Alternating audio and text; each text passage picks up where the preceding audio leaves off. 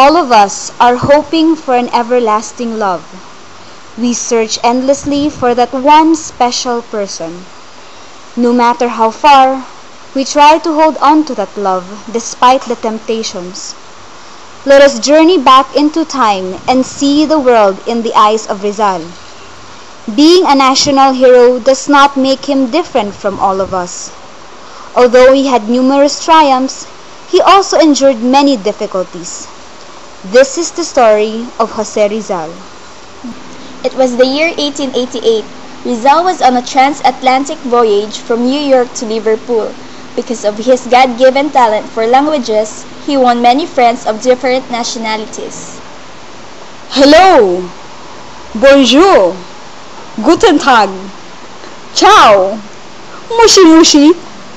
Ni hao ma! This, my friends, is a yo-yo. In our country, it is usually used as a toy. But watch how I manipulate this harmless-looking toy into a weapon of offense. Wow!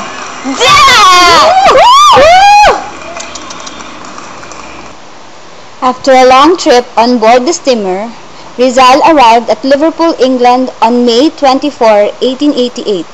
A day after, he went to London and stayed at the home of Dr. Antonio Maria Regidor, but later on found a modest boarding place at number 37 Shalcott Crescent, Primrose Hill, in the Beckett family home. Rizal, this is my wife, Mrs. Beckett. How do you do, madam? These are my two daughters, and my other daughter, Gertrude. Hello, Rizal. You'll find it very interesting here because we just live near public parks and most especially the British Museum. If you want, you could do your research works there too. Rizal did so until he came to know Dr. Reinhold Rost, the librarian of the Ministry of Foreign Affairs, who became impressed by Rizal's learning and character. Rizal, you are a pearl of a man. Thank you, sir. If you don't mind, I would want to read on Morga's Sucesos and other historical works in the Philippines. Do you have them here, sir? Of course. I'll get you all that you need. In his stay in London, Rizal received both good and bad news. Rizal spent many days in the reading room of the British Museum. Of all those written histories, he admired most the work of Dr. Morga. In fact, his greatest achievement in London was the annotation of Dr. Morga's famous historical work entitled Sucesos de las Islas Filipinas. For nearly 2 years, Rizal was deeply immersed in the historical studies in London. Because he was too busy, he even refused Mariano Ponce's request for him to edit a newspaper. In order to search for more historical materials in the Bibliothèque Nationale, Rizal decided to visit Paris for a week on September 1888. Then, he went on to Spain to visit Madrid and Barcelona on December 11, 1888. It was then that he met for the first time two titans of the propaganda movement, Marcelo H. del Pilar and Mariano Ponce. Rizal returned to London on December 23 and spent his first Christmas and New Year's Day on English soil with the Beckett family.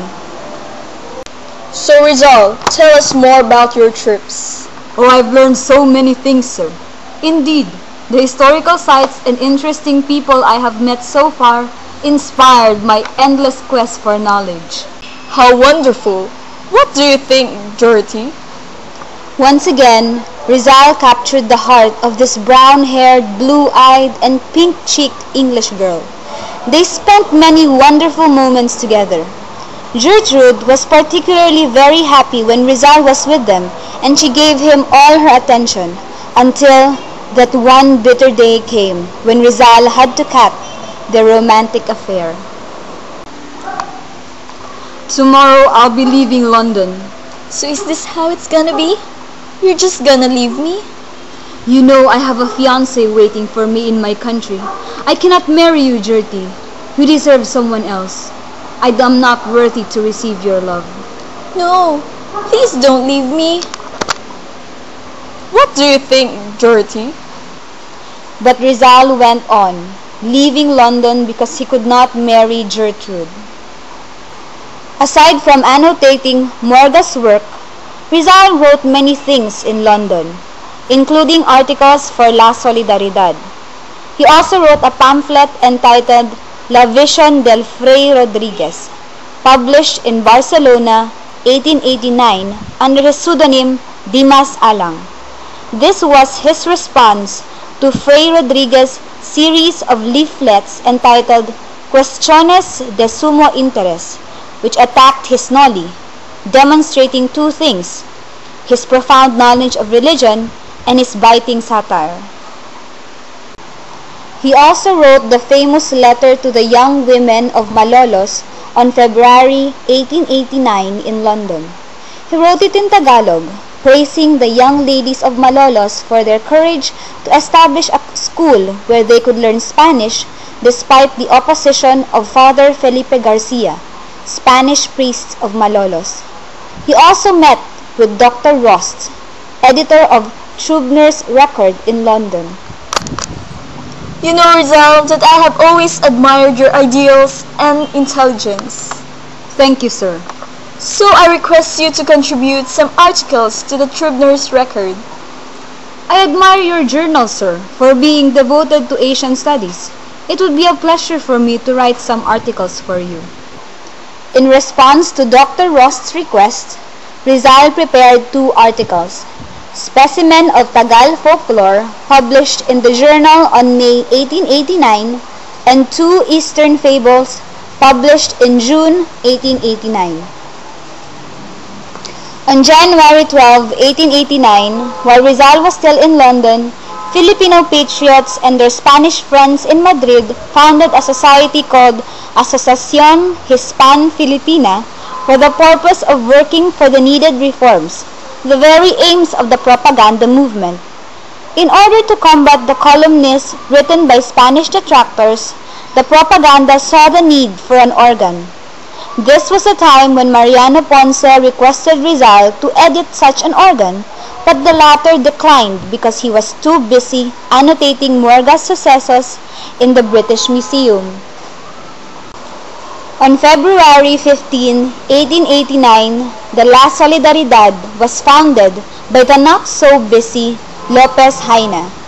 Although Rizal did not become the editor of the said organ, he still congratulated Lopez Haina and his associates in founding the propaganda, and as proof of his approval and cooperation, he became an active contributor to La Solidaridad using two pen names, Dimas Alang and Laong Laan. Before leaving London, Rizal carved several fine sculptural works including Prometheus Bound, The Triumph of Death over Life, The Triumph of Science over Death, and the composite carving of the heads of the three Becket sisters. In the middle of March 1889, Rizal departed for Paris.